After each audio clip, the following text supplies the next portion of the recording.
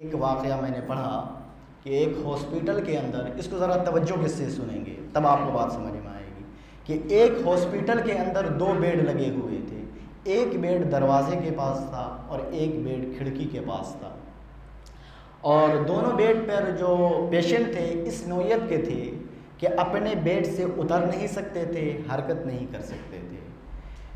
तो जो खिड़की के पास वाला बेड था, जो उस पर पेशेंट था, जब सुबह होती तो पर्दे को हटाता और जो उसका दरवाजे पे साथी बेड पे था उसको ख़बर सुनाता, भाई सुबह हो गई है, अब देखो दूध वाला भी आ गया।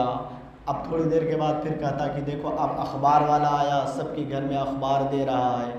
फिर कहता कि देखो 8 बज गया, अब बच्चे स्कूल जा रहे हैं, बच्चों की बस आ गई है। तो वो एक कहानी बना के उसको सुनाता रहता और वो सुनता रहता और वो पूछता अब क्या हो रहा है। तो वो फिर कहता कि हाँ देखो अब बच्चों की बस स्कूल से वापस आ गई, अब बच्चे घर की तरफ जा रहे हैं, कोई बच्चा हाथ में बैट बल्ला लेकर मैदान की तरफ खेलने जा रहा है। तो मेरा दोस्तों वो सुबह से शाम तक पर्दा हटाता और उसको कहानी सुनाता रहता। दोनों का दिल बहलता रहता था, दोनों बड़े मज़े से हॉस्पिटल के अंदर ज़िंदगी गुजार रहे थे।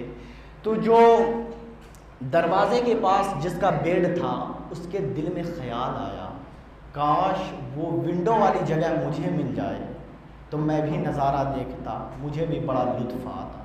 इसके दिल में क्या ख्याल आता है, काश मुझे भी खिड़की वाला बेड मिल जाता, विंडो वाला बेड मिल जाता। अचानक से फिर क्या होता है, रात में खिड़की वाले बंदे की तबीयत ख़राब होती है।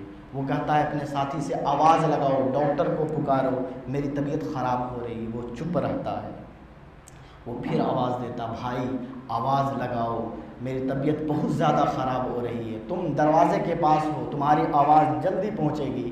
लेकिन वो खामोश रहता है, आवाज़ नहीं लगाता है।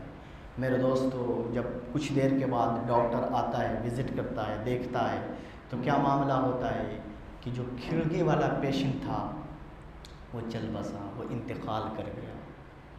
तो डॉक्टर ने उस मरीज़ से पूछा क्या बात है, तुम्हें पता नहीं ये आवाज़ तो नहीं दे रहा था? कहा नहीं नहीं, ये लगता है ये सोते सोते चला गया है।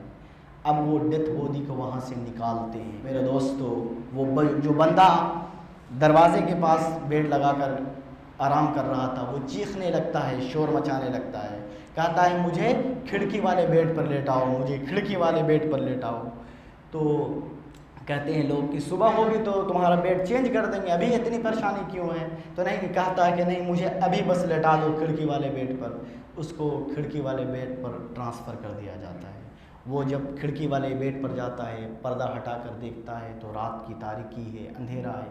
अब वो शिद्दत से मुंतज़िर है कि जल्दी से सुबह हो और मैं वो मंज़र को देखूं, वो बच्चों को देखूं कि बच्चे कैसे स्कूल जा रहे हैं। मेरे दोस्तों खैर सुबह हुई। जब सुबह हुई और जब बच्चों के स्कूल जाने का वक्त आया तो वो शिद्दत के साथ पर्दा हटाता है। जब पर्दा हटाता है तो क्या देखता है कि कोई दूर दूर तक कुछ नहीं बल्कि एक सीधी लंबी सी दीवार खड़ी है, एक लंबी सीधी सी दीवार खड़ी है। अब ये रोने लगता है कि अब इसका जो साथी इसका दिल बहला रहा था, इसने हसद की वजह से, हिर्स की वजह से, लालच की वजह से अपने मोहसिन को गवा दिया। अब कहता है मैं क्या कर बैठा, बड़ा अफसोस करता है, नदामत करता है। तो मेरे भाई बसा औकात मैं और आप भी यही समझते हैं कि फ़लाँ के हिस्से की चीज़ मेरे हिस्से में आ जाएगी तो हम कामयाब हो जाएंगे, हम सुरखुर हो जाएंगे। और अल्लाह कुरान मजीद में क्या बयान फरमाता है, देखिए ना, हमारे रवैये को, हमारे नेचर को, हमारी फितरत को अल्लाह रब्बुल आलमीन जानता था। इसलिए बयान फरमाता है अल्लाह रब्बुल आलमीन कुरान मजीद में कि जो चीज़ तुम पसंद करते हो सकता है वो तुम्हारे लिए बेहतर ना हो, और जो चीज़ तुम नहीं पसंद करते हो सकता है वो तुम्हारे लिए बेहतर हो। तो सारी चीज़ अल्लाह की मर्ज़ी पे छोड़ दें, अल्लाह की रज़ा पे छोड़ दें। बल्कि मौला अली की एक हदीस है और दिल को इतना इत्मीनान पहुंचाती है, सुकून पहुंचाती है कि आपका दिल बाग बाग हो जाएगा।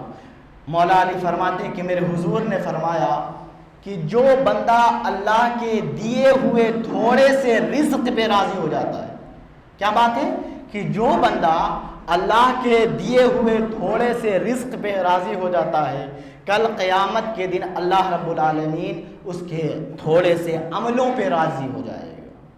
इसलिए कि हमें तो रिस्क की ज़रूरत थी, मालिक को तो अमल की ज़रूरत नहीं थी।